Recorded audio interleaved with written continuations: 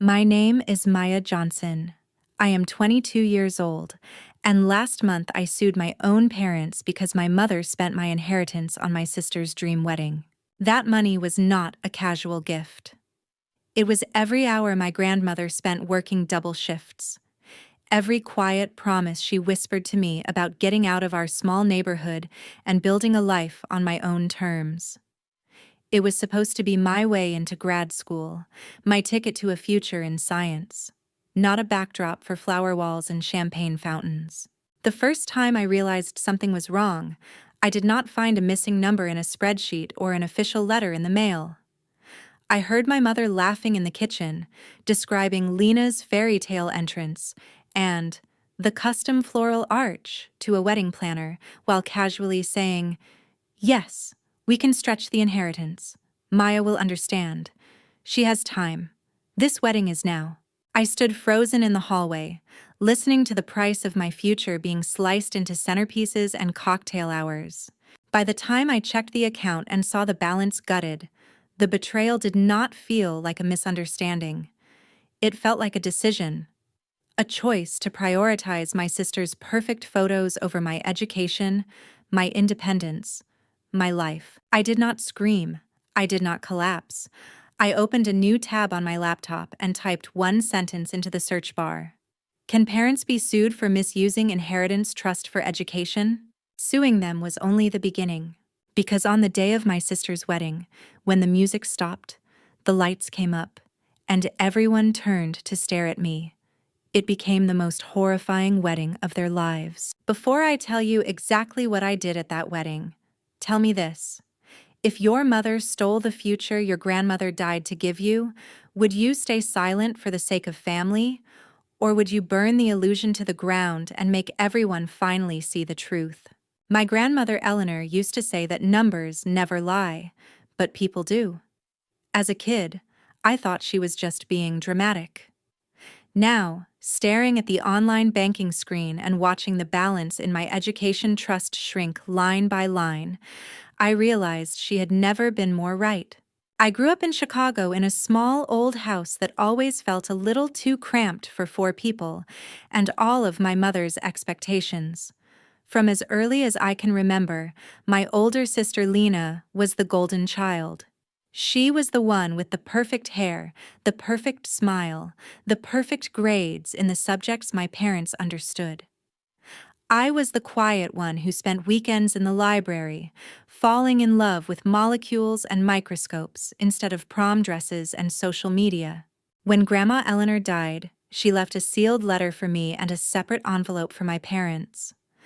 My letter was short, written in her neat, deliberate handwriting. Maya, this money is for your education only, not for a car, not for a party, not for anyone else. Promise me you will protect it, even if that means protecting it from your own family. At 18, I had smiled through my tears and promised. At 22, I realized exactly what she had meant. The first time my parents mentioned the wedding, it sounded harmless. A family dinner, Lena gushing about venues, my mother flipping through her phone with photos of dresses that looked like they belonged in a royal ceremony. My father joked about budgets and not going too crazy. Back then, I believed them. It changed the afternoon I heard my mother in the kitchen, her voice sharp with excitement. I know the venue is expensive, but Lena has dreamed of this her whole life. We can use the inheritance. That is what family is for. Maya can take out loans. Graduate school is not guaranteed anyway. My hand tightened on the banister. For a moment, I thought I had misheard her. Then she read out a number and my stomach twisted. It matched the transfer I would see later that night. I checked the account in my room, fingers trembling. A chunk of the trust was gone, moved into my parents' joint account. A memo line said, "Family event expense." Family event. That night, at the dinner table, Lena chattered about floral styles while my parents debated plated dinners versus buffet. No one mentioned my education. No one looked at me and asked what this meant for the post-grad programs I had spent years working toward. They were so casual about it that for 1 second I almost doubted my anger. Maybe I was being dramatic. Maybe this was normal. Maybe this was what family sacrifices meant. Then I remembered my grandmother's voice in that letter cutting through the noise. Protect it, even from your own family. I waited until after dinner, until Lena had disappeared upstairs to call her fiancé, and my father had turned on the TV. My mother was stacking plates at the sink, humming some wedding song under her breath. "Mom," I said, keeping my voice steady, "did you move money out of my education trust to pay for Lena's wedding?" She straightened, her back going rigid. "We are borrowing it," she said, without turning around. "This is a family decision." "I did not agree to it," I replied. "Grandma left that money for my education. You know that." She finally turned, her smile too tight, too bright. "You are overreacting, Maya. It is not like we emptied it. You will still go to school. Maybe not the most expensive program, but you will be fine. Your sister's wedding is important. She is starting a family. And I am starting a life," I shot back. "Why does her fairy tale matter more than my degree?" My father muted the TV with an annoyed sigh. "Because this is happening now," he said. "Your grad school is hypothetical. Lena's wedding is in 3 months. We cannot tell hundreds of people to cancel because you do not want to compromise." That word, compromise, stung more than any insult. As if I was being unreasonable by expecting my own inheritance not to be used as a wedding decoration. "Is it compromise?" I asked quietly. "Or is it theft disguised as family duty?" My mother flinched, the plate in her hand slipping slightly before she caught it. "That is enough," she snapped. "You are not calling us thieves in our own home." But the word was already out there, hanging between us and settling into the cracks that had always been there, just hidden under years of holiday photos and forced smiles. That night, I lay awake staring at my ceiling, the glow of my laptop screen reflecting off the wall. I opened tab after tab, reading about trusts, misappropriation, legal standing. Every article raised the same question in my mind, one I could not shake no matter how hard I tried. If your parents choose someone else's fantasy over your future, at what point do they stop being just parents who made a mistake and become people you have to defend yourself against? I did not decide to sue them in a single impulsive moment. It happened slowly, like a bruise darkening over time. First, I tried to negotiate. I sat my parents down in the living room with a list, because lists make me feel like I have control. On one side, I wrote wedding costs. On the other, grad school tuition. I itemized the programs I had been accepted into, the scholarships I was in the running for, the exact amount I still needed from the trust. "We can scale the wedding back," I suggested, pushing the paper toward them. "Smaller venue, fewer guests. Maybe postpone a year so you can save. You can pay back what you already spent on the trust over time. We can make this work without destroying what Grandma left me." My father glanced at the paper as if it were a childish drawing. "The deposits are already paid," he said. "Your grandmother wanted you to be happy, Maya.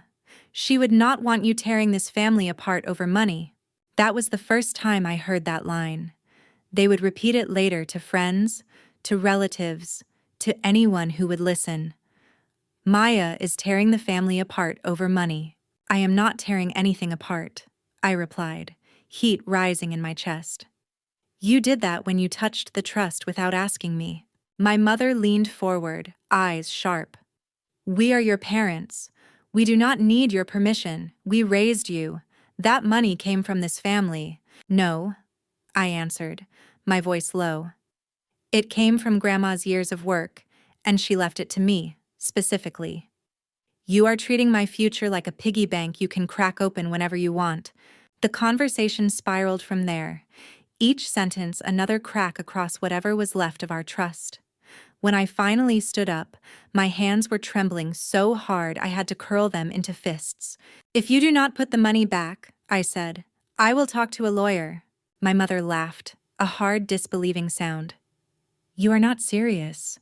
But I already was. I met Rebecca Martinez 2 weeks later.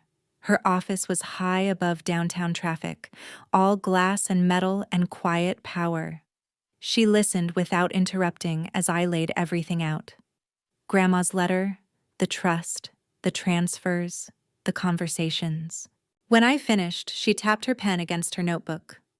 "Do you want the short version or the detailed one?" she asked. "Give me both," I said. "Short version. Yes, you very likely have a case. Detailed version.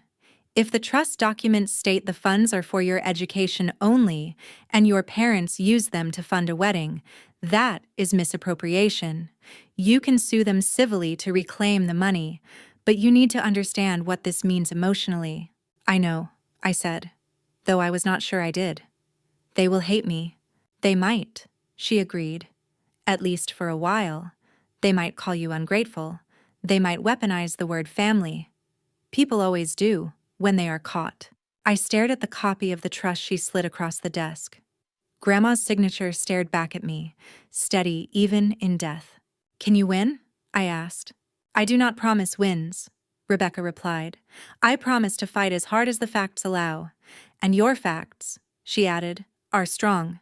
That night, Timmy met me outside the library with 2 coffees and the kind of hug that makes you realize how tightly you have been holding everything inside. "So," he said, "did you actually hire a lawyer?" "Yeah," I answered. My mouth was dry. "I am filing a lawsuit against my parents." He whistled under his breath. "You know this is going to blow up everything, right?" "I know." I stared across the campus quad, watching groups of students laugh and push each other playfully. Their biggest problem today was a midterm or a bad date. Mine was whether I could still call the people who raised me my parents after this. "Then I am going to ask you something," Timmy said. "Not as your friend, but as someone who has watched you kill yourself to honor your grandmother's dream. If you do nothing and let them keep that money, will you still recognize yourself in 5 years?" The answer formed before I could stop it. "No," I said. "I will just be the girl who let them erase me." "Then maybe this lawsuit is not about money at all," he said quietly. "Maybe it is about making sure you do not disappear inside a story where you are always the one sacrificed." That sentence stayed with me through every document I signed, every email Rebecca sent, every icy look my parents gave me after they were served. When the papers officially arrived at the house, my mother barged into my room without knocking, her face flushed. "You actually sued us," she hissed. "Do you have any idea what this will do to us? To your sister? To our reputation?" "I know what you did to me," I replied, "and to Grandma's legacy." "You are going to ruin Lena's wedding," she snapped. "People will talk." For the first time, a different thought slid through my mind, calm and cold. Maybe they should. The first court hearing was not dramatic. No gavel slamming, no shouting matches. Just a cramped room, fluorescent lights, and a judge who looked more tired than angry. Rebecca argued for a temporary injunction, a court order freezing what remained of the trust and preventing any further use of it for wedding expenses. My parents' lawyer insisted it was all a misunderstanding, that the family would resolve things privately.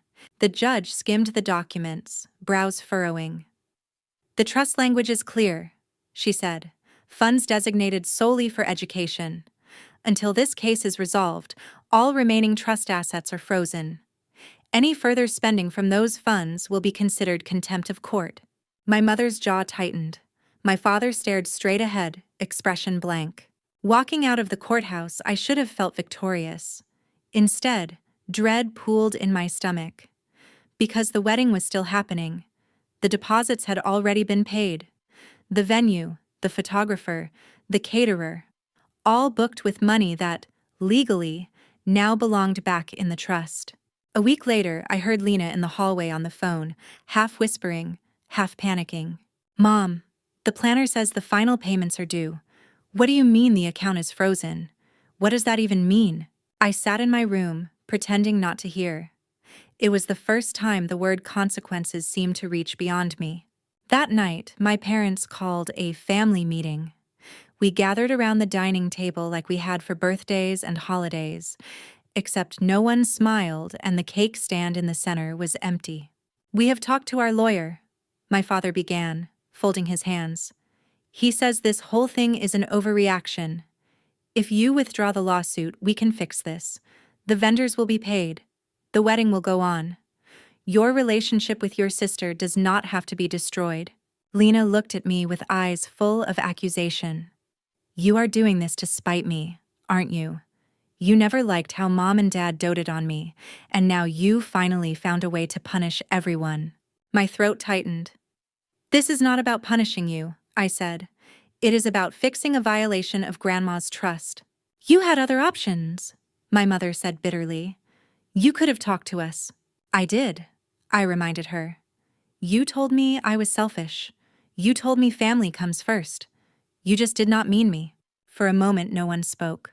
Think about the wedding, Lena pleaded. About all the people coming, about Daniel's parents.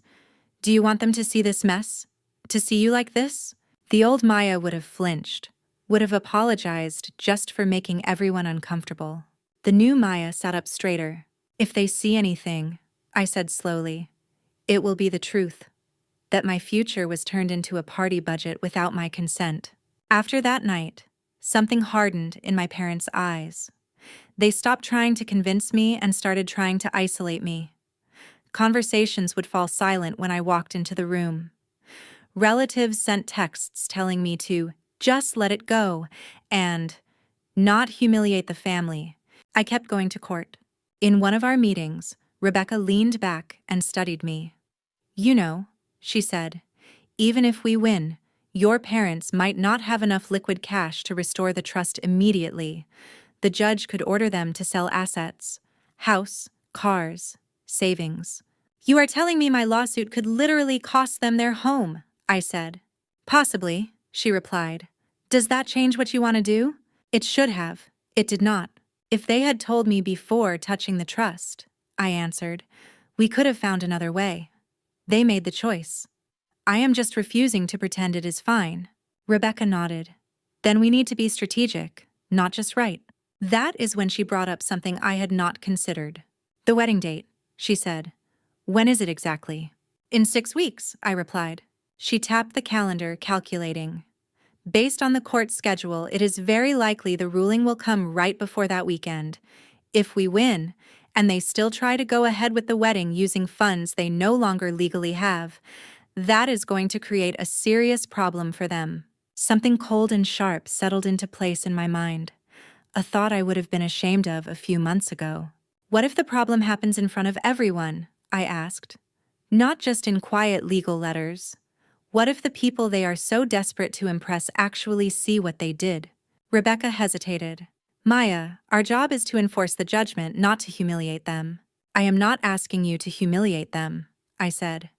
I am asking you to let the consequences be visible. We talked for a long time that afternoon about liens, about collection orders, about what could legally happen if my parents refused to comply with a court ruling and still paid vendors with funds that should be restored to the trust. By the time I left the office, the bones of a plan were forming. I did not set out to ruin a wedding. I set out to make sure my family could not bury what they had done under white roses and curated Instagram posts. There is a difference between revenge and justice. The problem is, when you see your mother smiling in a designer dress bought with the money that was supposed to pay for your future, that difference starts to blur. The final ruling came 3 days before the wedding. The courtroom felt smaller this time, as if it were shrinking around us. The judge read through the findings, voice firm and unhurried, while my parents sat in stiff silence. The court finds, she said, that the funds in question were designated exclusively for the educational advancement of Ms. Maya Johnson. The defendants, Karen and Michael Johnson, knowingly used substantial portions of those funds to finance the wedding of their other daughter, Lena Johnson, in violation of the trust's terms. My mother's face went pale.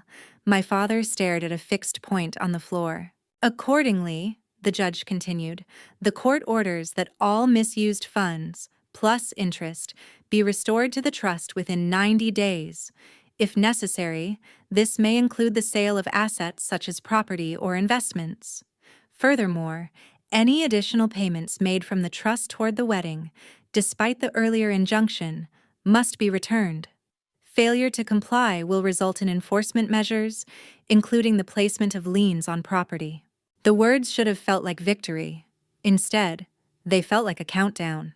Outside the courtroom, Rebecca turned to me. "You won," she said.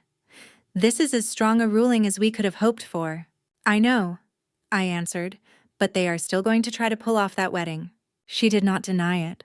"So, what happens?" I asked quietly. "If some of those vendors have not been paid in full yet?" "Then they are unsecured creditors," she said. "And if your parents cannot pay them because they have to restore the trust first, those vendors will have to decide whether to walk away or demand payment in other ways." We both knew what that meant. 2 days later, Lena sent me a message. "You are still coming to the wedding, right?" I stared at the screen. After everything, she still expected me to show up and smile for photos. I typed and deleted 3 different answers before settling on one. "I will be there." Because by now, not showing up would have been kinder than what I was planning. On the day of the wedding, the venue looked like a magazine spread. White roses, crystal chandeliers, champagne flutes lined up in neat rows. Guests drifted in wearing polished smiles and expensive perfume, oblivious to the legal storm swirling just beneath the surface. I wore a simple black dress and a necklace that had belonged to Grandma Eleanor. It felt like armor against the glittering excess around me. My parents avoided my eyes. My mother floated from guest to guest, laughing a little too loudly. My father focused on logistics, checking his watch, talking to the coordinator. Lena looked like she had been poured into her gown, every detail perfect. Perfect, except for the tension in her jaw whenever she glanced my way. The ceremony started late. People murmured. I stood in the back row, hands clasped, watching as Lena walked down the aisle on my father's arm, veil shimmering under the soft lights. When the officiant reached the part about witnesses gathered here today, I wondered how many of them would still want to be associated with our family by the end of the night. The plan did not belong entirely to me. It belonged to the system my parents thought they could manipulate without consequences. After the ceremony, while guests milled around taking photos, a court officer arrived. He was not in a dramatic uniform, just a discreet suit, holding a folder that weighed heavier than any bouquet. He spoke quietly with the venue manager first. From across the room, I saw the manager's expression shift from polite to alarmed. He gestured toward my parents. The officer followed. I watched my mother's smile freeze as he introduced himself and handed over documents. "Mrs. Johnson, Mr. Johnson," he said, "I am here regarding the enforcement of the court's judgment. As of this morning, a lien has been placed on your home and primary assets. Any attempt to divert funds owed to the trust to cover remaining wedding expenses will constitute contempt." My father hissed something under his breath. The officer did not raise his voice. He simply repeated, "You have been served. You are already under order to restore a specific sum. Any additional payments you make from restricted accounts today can and will be used as evidence against you." The venue manager stepped in, voice trembling. "Are you telling me we might not be paid?" The music, which had been playing softly in the background, faltered and then stopped altogether. The guests noticed. Conversation slowed, then quieted as people turned toward the commotion. Phones came out, cameras switched from portrait mode to video. Because of course they did. My mother shot me a look that could have melted steel. "You did this," she whispered across the room, not bothering to hide the accusation. For once, I did not deny it. But the worst was not the officer. That was just law. The worst was yet to come, and that part was mine. When the music failed to start back up, the MC tried to recover with a joke. "Technical difficulties, folks. While we sort that out, the bride's sister Maya has prepared a special message." I had not asked for that introduction, but I took it. I walked to the microphone, the click of my heels echoing through the suddenly too quiet hall. Dozens of eyes pinned me in place.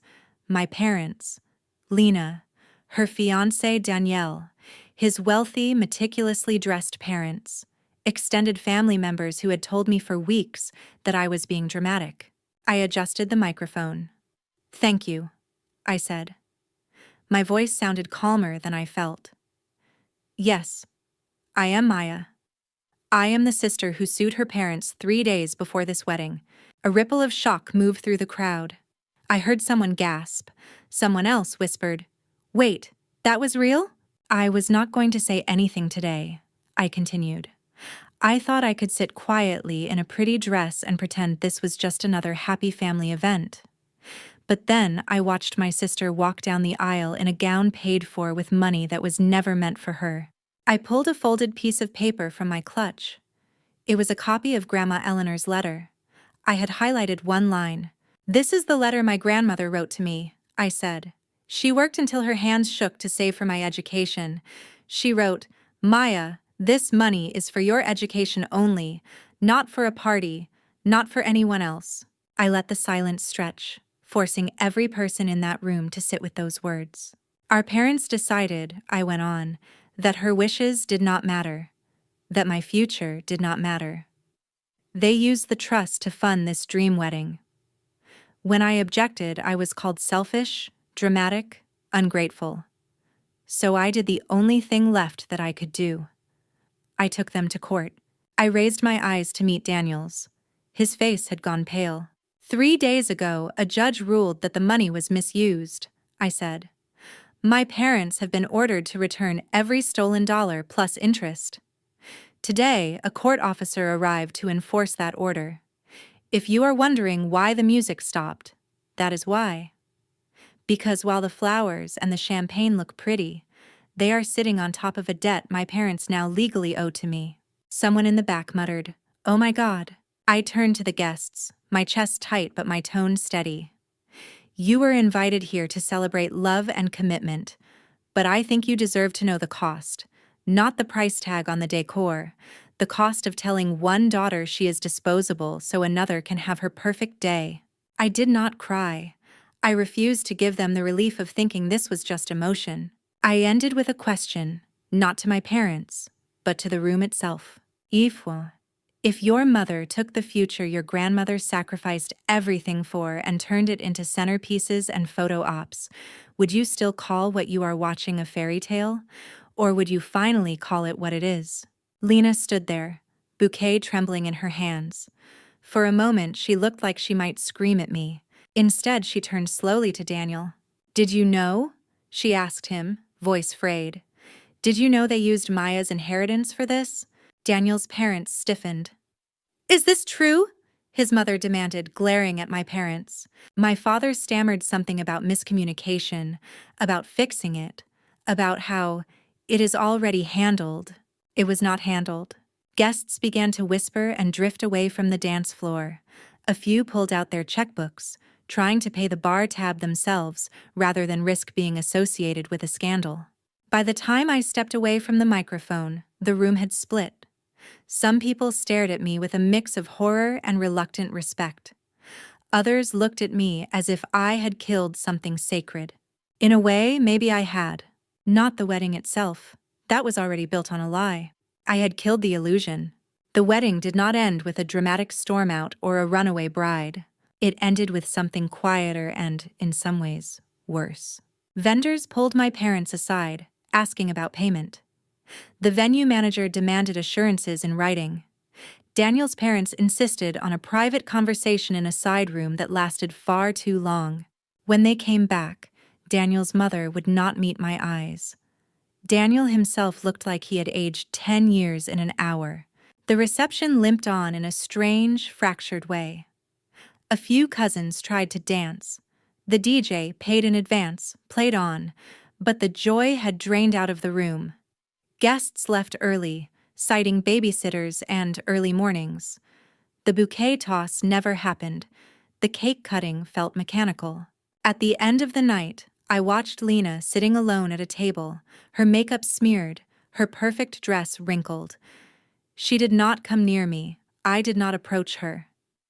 There are some conversations that cannot happen while the room still smells like roses and spilled champagne. 2 weeks later, I found out through mutual friends that Daniel had called off their honeymoon and postponed moving in together. Officially, they were taking time to process. Unofficially, his parents were furious that their son's first married night had featured a court officer, a lien, and a very public airing of financial betrayal. The legal consequences unfolded more slowly but hit harder. My parents were forced to list our family home for sale. It was the only way they could restore the trust within the 90-day deadline. They downsized to a much smaller condo on the edge of the city. My mother's friends, the ones she used to brag to about Lena's wedding details, gradually stopped inviting her to brunch. She claimed it was because they were busy. I knew better. People love a fairy tale. They love a scandal even more. What they do not love is being reminded that underneath the curated pictures, there might be victims. One evening, after the house had been stripped of most of our furniture, my father cornered me in what used to be the dining room. His voice was low, almost hoarse. "Are you happy now?" he asked. "You got your precious money back. The house is gone. Your sister's marriage is hanging by a thread. Your mother cannot show her face anywhere. Was it worth it?" The question landed like a blow. Not because I did not expect it, but because a part of me had been asking the same thing. I thought of late nights in the library, of the emails from grad programs, of the years I had spent believing that if I just worked hard enough, my family would be proud of me. I thought of Grandma Eleanor, hands rough from cleaning jobs, slipping an envelope under my pillow with $50 and a note that said, "For books. No one else gets a say." "I do not know if worth it is the right phrase," I replied finally. "Nothing about this feels good, but I know it would have felt worse to pretend nothing happened, to smile in the background of all those wedding photos knowing my future was the price of their happiness." His shoulders sagged. "We were trying to help your sister," he muttered. "We thought she deserved something beautiful." "And I did not?" I asked. "Did you ever even imagine a beautiful life for me that did not involve sacrificing it to keep the peace?" He did not answer. That night, lying in my half-packed room, I stared at the ceiling and let the guilt crawl over my skin. The lawsuit, the wedding, the house, my parents' social circles. All collateral damage from a decision I had made and refused to back down from. Was it justice, or had my revenge gone too far? The question gnawed at me, not as something for a courtroom, but as something only I could weigh. When you finally stand up for yourself after years of being overlooked, how do you know where self-respect ends and cruelty begins? The house sold. The trust was restored. The court considered the matter closed. Life, annoyingly, went on. I moved into a small apartment near campus, paid for partly with the newly returned trust and partly with my research assistant's stipend. It was not glamorous, but it was mine. I bought my own plates, my own cheap couch, my own secondhand desk. Every item felt like a small, stubborn declaration. I exist outside of what my family decides for me. My parents moved into their condo. For months, we barely spoke. When we did, the conversations were stiff and short, like two strangers trying to make small talk in an elevator.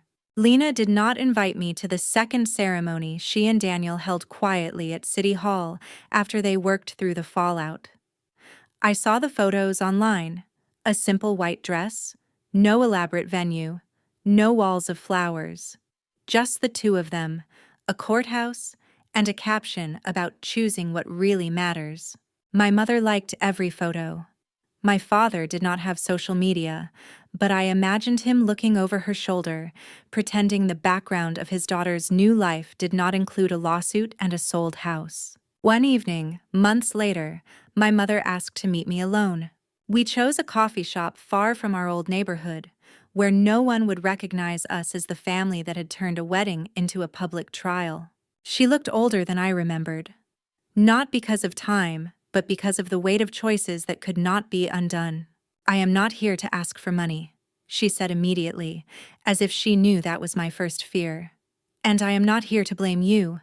I have done enough of both." We sat in silence for a moment, the sound of milk being steamed and cups clinking filling the space between us. When your grandmother died, she began, I was angry at her for leaving you that trust and not putting it in our name. It felt like she did not trust us. I told myself she was playing favorites. But now, she took a shaky breath. Now I think she just saw us better than we saw ourselves. I blinked. I had not expected that. I grew up with nothing, she continued. No weddings, no college, no safety net. When Lena got engaged, it felt like a chance to give her the kind of celebration I never had. I convinced myself that was love, that sacrificing a little of your future for her big day was something you would forgive eventually. I did not let myself think about what I was really sacrificing. Me, I said quietly. You, she agreed. You and the promise I made to your mother, to raise you differently, to put your dreams first. For the first time since this started, she cried in front of me without anger, without accusation, just grief. I am not asking you to say what you did was wrong, she said. You were right. The judge said so. The law said so. And deep down, so do I. But I am asking you one thing. Can we try to build something new from this mess? It will not be the family we used to pretend to be. Maybe it can be something more honest. I thought about saying no, about staying aligned with the cold, clean lines of the court ruling and never letting my heart complicate things again. Instead, I took a different kind of risk. We can try, I said, but I am not going to erase what happened. I am not going to pretend the house did not get sold, or that Lena's wedding was not built on my inheritance. I need you to stop calling what I did ruining things, and start calling it what it was, defending myself. She nodded slowly. I can do that, she whispered. I am still learning how to see you as more than the quiet daughter who will always understand. We talked for hours about boundaries, about therapy, about maybe one day sitting in the same room as Lena without flinching. None of it fixed anything instantly. There was no cinematic reconciliation, no group hug. But when we left, she reached out, hesitated, and then hugged me. It was awkward and brief and real. Later that night, back in my apartment, I sat at my desk and opened a new document on my laptop. Grad school applications, round 2. I filled out forms, attached transcripts, wrote personal statements. In each essay, somewhere between describing my research interests and my career goals, I left a small, quiet space for the story I never explicitly told admissions committees, the one where I had to choose between being the good daughter and being a person with a future that belonged to her. I chose me. Sometimes, when I catch myself thinking about the wedding, about the looks on people's faces when the music stopped and the officer walked in, a familiar guilt creeps up my spine. It whispers that I went too far, that I should have kept the peace, that no amount of education is worth a broken family. But another voice answers now. It sounds a little like Grandma Eleanor. It sounds a little like my own. It says, families that only survive if one person silently sacrifices everything are already broken. So here is the question I will leave you with, the one I still do not have a perfect answer for. When the people who are supposed to protect your future are the ones selling it off for their own idea of happiness, what do you owe them? Your silence, or the truth that might finally force them to see you as more than background to someone else's dream?